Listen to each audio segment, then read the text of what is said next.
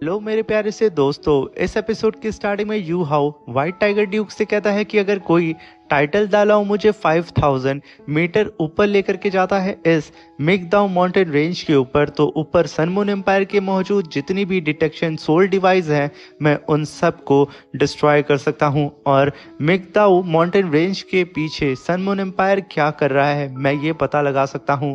ये सुनकर के वहां पे ड्यूक कहते हैं कि यू हाउ ये खतरे से भरा होगा क्योंकि 5000 मीटर ऊपर जाना आसमान में एक सोल मास्टर की लिमिट के बाहर है और वहां पे एयर भी बहुत ही ज्यादा थिन हो जाएगी और ऊपर का तापमान -150 डिग्री सेल्सियस हो जाएगा।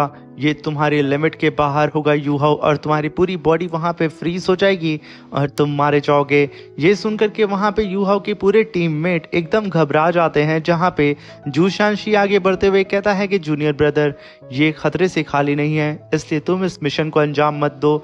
मगर तभी वहां पे यू हाउ कहता है कि आप सभी लोगों को यहाँ पे पता है ना कि मैं एक आइस एट्रीब्यूट का सोल मास्टर हूँ। -150 डिग्री सेल्सियस मेरे लिए कुछ भी नहीं है, और रही बात उस थिन एयर की तो मैं उससे डील कर लूंगा, मेरे पास कुछ आइडियाज हैं, इसलिए थर्ड ब्रदर आप यहाँ पे परेशान मत हो। ये सुनकर के व्हाइट टाइगर ड्यूक कहते हैं कि यू हाउ हमें यहाँ पे तुम पर पूरा भरोसा है, तो क्यों ना तुम्हारी सक्सेस के लिए यहाँ पे हम लोग छोटी सी पार्टी कर लें। ये सुनकर के यू हाउ एकदम शॉक्ड होता है, मगर तभी वहां पे व्हाइट टाइगर ड्यूक कहते हैं कि यू हाउ हमारे पास तो वाइन नहीं है मगर मेरे पास टी है, तो टी को एज अ वाइन समझ के क्यों ना हम लोग आज तुम्हारे सक्सेस के लिए यहाँ पे प्रे करें। तभी हम वहाँ पे देखते हैं कि एक सोल्जर चाय की 2 प्याली को लेकर के आ चुका था, जिसमें से एक प्याली व्हाइट टाइगर ड्यूक उठा लेते हैं और दूसरी यू हाउ को उठाना होता है। यू हाउ उस प्याली को देख करके उसको वहाँ पे अपने मॉम की ग्रैब यार्ड याद आती है और वो यहाँ पे व्हाइट टाइगर ड्यूक के साथ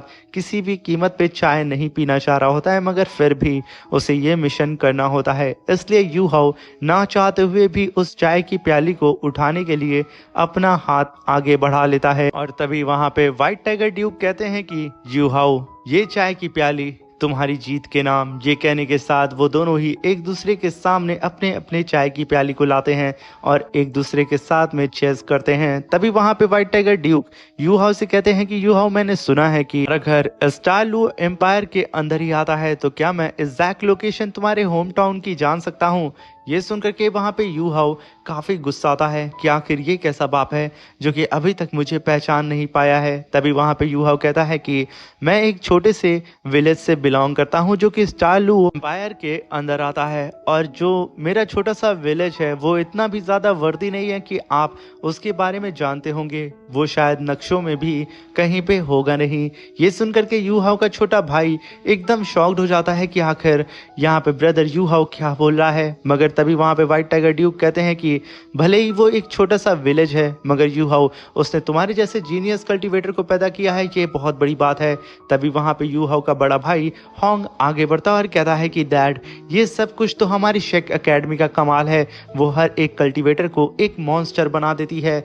ये सुनकर के वहां पे यू हाउ कहता है कि मुझे लगता है व्हाइट टाइगर ड्यूक हमें अपनी प्लानिंग पे फोकस करना चाहिए, ना कि मैं कहां से बिलोंग करता हूं या फिर मेरी हिस्ट्री क्या है। ये सुनकर के वहां पे व्हाइट टाइगर ड्यूक कहते हैं कि यू हाउ तुमने बिल्कुल सही कहा है। तभी वहां पे प्रिंसेस आगे बढ़ते हुए यू हाउ से कहती हैं कि आप सभी लोग बहुत दूर से ट्रैवल करके आ रहे हैं, इसलिए आज की रात आप लोग रेस्ट करें, कल मॉर्निंग में हम सारी ही प्लानिंग को करेंगे। ये बात सुनकर के यू हाउ उनकी बात से एग्री करता है और वो सब के सब रेस्ट के लिए चले जाते हैं। वहीं पे हम वू टोंग को देखते हैं जो कि सितारों के नीचे बैठ के आराम कर रही होती है, जिसे देख के यू हाउ कहता है कि क्या तुम्हें सितारे पसंद हैं। अभी वहां पे वू टोंग कहती है अब ये मत कहना कि ये सितारे तुम्हारी गर्लफ्रेंड भी पसंद करती थी और यू हाउ तुम अकेले ही मिगदाओ माउंटेन रेंज में जाने वाले हो कल, क्या तुम पागल नहीं हो गए हो। तभी यू हाउ कहता है कि अगर मेरे साथ डोंगर होती तो हम दोनों ही एक साथ वहां पे जाते। क्ले हमारे पास जो मार्शल सोल फ्यूजन स्किल थी वो बहुत ही ज्यादा पावरफुल थी, हम बड़े से बड़े कल्टीवेटर्स को भी चुटकी भर में हरा देते थे। ये सुनकर के वुटोंग कहती है डोंगर डोंगर डोंगर, आखिर मैं कब से तुम लोगों की लव स्टोरी सुनते आ रही हूँ, मैं पागल हो गई हूँ, बस कर दो। वहाँ पे यूहाओ कहता है कि डोंगर मेरी जिंदगी है और मैं उससे बेहद प्यार करता हूँ। तभी वहाँ पे यूहाओ कहता है कि मैं यहाँ पे तुमसे एक बात करने के लिए आया था। जब मैं तुमसे फर्स्ट टाइम मिला था तो मैंने कुछ फील किया था। जब मैंने तुम्हें हक किया था मैंने फील किया था कि हम दोनों की सोल पावर बिल्कुल एक दूसरे से मैच करती है, तो क्यों ना हम लोग भी फ्यूजन टेक्निक को परफॉर्म करें। अगर हम इसमें सक्सेस हो गए तो दो सोल सेज की पावर जब आपस में फ्यूज होगी तो सोचो कि हमारी पावर कितनी ज्यादा खतरनाक हो जाएगी, हम दुश्मनों के ऊपर कहर बन के टूट पड़ेंगे। अभी वहां पे वूटोंग कहती है कि यूहाओ मार्शल फ्यूजन टेक्निक इतनी आसान नहीं होती है, मगर तुमने मुझे जो ग्रिल फिश खिलाई थी इसलिए मैं तुम्हारा साथ यहाँ पे देने के लिए तैयार हूँ।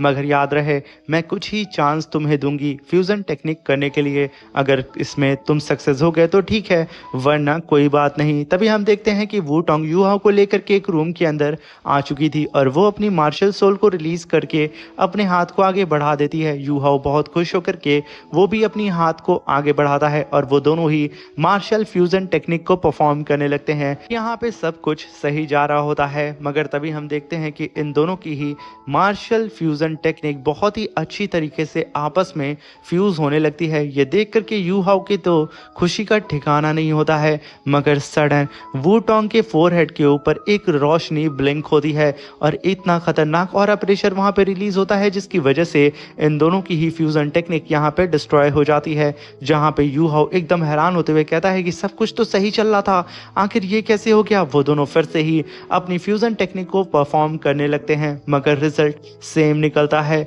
जिसे देख करके यूहाओ एकदम टूट जाता है और कहता है कि आखिर ये कैसे हो सकता है, आखिर मैं गलत कैसे हो सकता हूँ, ये मेरी डोंगर नहीं है। ये कहने के साथ यूहाओ एकदम कंफ्यूज हो चुका था और जब वो लास्ट टाइम में ट्राई करता है तो भी वो फेल हो जाता है। यहीं पे यूहाओ कोने में बैठ करके अंधेरे में रोने लगता है, जिसे देख करके वूटोंग कहती है कि आखिर यूहाओ तुम इतना परेशान क्यों हो रहे हो, ये तो सिर्फ एक फ्यूजन टेक्निक ही थी ना, इसमें अक्सर लोग फेल ही हो जाते हैं। तभी यूहाओ कहता है कि वूटोंग प्लीज मुझे माफ करना, अब तक मैंने तुम्हारे लिए जितनी भी परेशानियां पैदा की हैं उन सब चीजों के लिए मैं माफी चाहता हूँ। जहाँ पे वूटोंग यूहाओ को समझाने की कोशिश करती है, मगर यूहाओ खड़ा होता है और तुरंत ही मुड़ करके उस रूम से बाहर जाने लगता है। मगर वूटोंग फिर भी कहती है कि यूहाओ ये सिर्फ एक मार्शल सोल थी। मगर तभी यूहाओ भागते हुए जंगल में आ जाता है जहाँ पे उसे डोंगर की यादें याद आ रही थी। वो हर एक पल उसे याद आता है, जितना भी हसीन पल यहाँ पे यूहाओ ने डोंगर के साथ बिताया था। यहाँ पे यूहाओ कहता है कि डोंगर आखिर तुम कहाँ चली गई हो।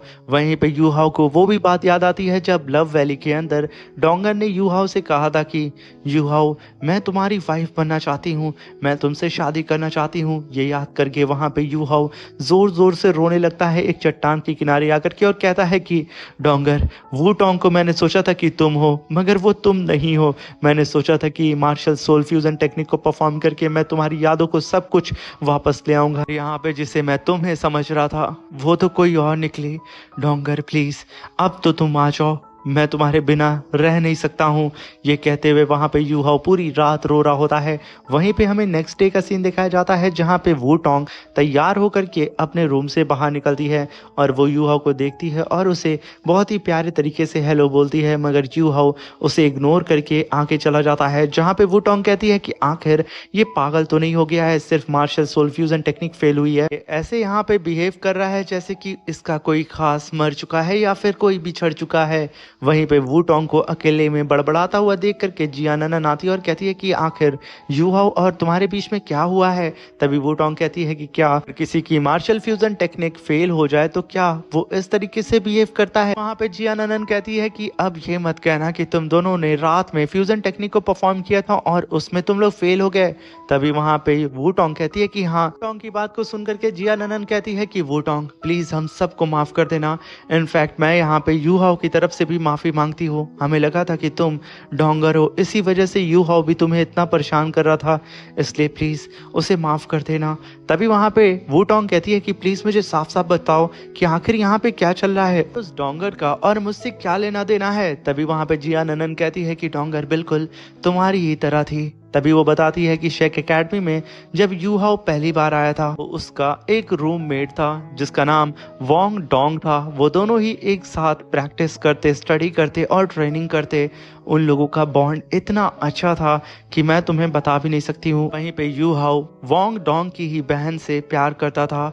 और तुम्हें पता है जैसे जैसे वक्त गुजरता गया वोंग डोंग और यू हाओ वो दोनों ही इतने ज़्यादा पावरफुल बनते गए कि उन लोगों ने साथ में मिलकर के कई सारे कंपटीशन को भी जीता है। फैक्ट हमारे शेक एकेडमी के अंदर फ्रेशर असाइनमेंट चैंपियनशिप जो हो रही थी उसमें भी यू हाओ और वोंग डोंग ही जीते थे। और साथ में यू हाओ हमारे साथ में मिलकर के continental advance soul master tournament को भी जीता था, जिसकी वजह से शेक एकेडमी ने हमें लाइफ टाइम शेक 7 डेविल्स का टाइटल भी दिया था। साथ में यू हाओ सी गॉड पवेलियन का यंगेस्ट मेंबर भी बन गया था। और तुम्हें पता है यू हाओ सी गॉड डेट फेस्टिवल में पहली बार डोंगर से आमने सामने मिला था जिससे वो प्यार करता था। और तुम्हें पता है राज की बात ये थी कि जब डोंगर उसके सामने आई तब यू हाओ के सामने राज खोला कि वोंग डोंग ही डोंगर है, उसकी कोई बहन नहीं थी अब तक। स्टार्टिंग से लेकर के एंडिंग तक यू हाओ के साथ में जो थी वो असल में डोंगर ही थी, वोंग डोंग के बेस में, यानी कि वो लड़का बन के घूमती थी अपनी पहचान को छुपा करके। इन दोनों का बॉन्ड इतना ज़्यादा अच्छा था जिसके बारे में मैं तुम्हें बता नहीं सकती हूँ। मगर फिर कुछ साल के बाद डोंगर की तबीयत खराब हो गई तो ठीक करने के लिए सनसेट फॉरेस्ट के अंदर यू हाओ को जाना पड़ा था एक मिस्टीरियस से लेजेंडरी फ्लावर को लेने के लिए। और यू हाओ वहां पे गया और उस फ्लावर को हासिल करने के लिए यू हाओ को टेस्ट भी देना पड़ा था, जिसकी वजह से यू हाओ ने pure ice pure fire liquid को पी लिया था। तभी जा करके उसे वो लेजेंडरी फ्लावर मिला था जिसका इस्तेमाल करके उसने डोंगर को ठीक किया। मगर यहाँ पे यू हाओ के दोनों पैर और आधी बॉडी पूरी ही तरीके से पैरालाइज हो गई थी। यू हाओ व्हील चेयर पर रहने के बावजूद हमारी टीम को लीड करके एलाइट टूर्नामेंट के फाइनल तक हमें लेके गया और हमारे ऊपर फिर सनमून एम्पायर के प्रिंस ने अटैक कर दिया। और उससे बचने के लिए हम सभी लोग गलती से यिंग यांग लव वैली के अंदर घुस गए। यहाँ पे लव गॉड की बॉडी के ऊपर एक इविल गॉड ने कब्जा कर लिया था और उसने हमसे अजीब सा टेस्ट लिया और वहाँ पे डोंगर बहुत ही बुरी तरीके से इंजर्ड हो गई और कोमा में चली गई। वही टाइम था जब यू हाओ और डोंगर अलग हो गए और हमें जहाँ तक अभी पता चला है कि डोंगर की याददाश्त मिट चुकी है और हम सब तुम्हें ही डोंगर समझ रहे थे और हम कोशिश कर रहे थे कि तुम्हारी याददाश्त वापस आ जाए क्योंकि तुम दोनों की ही मार्शल सोल सेम थी। इसी के साथ मेरे प्यारे दोस्तों ये शानदार सा एपिसोड यहाँ पे ख़त्म होता है। Thank you for watching, bye bye, take care.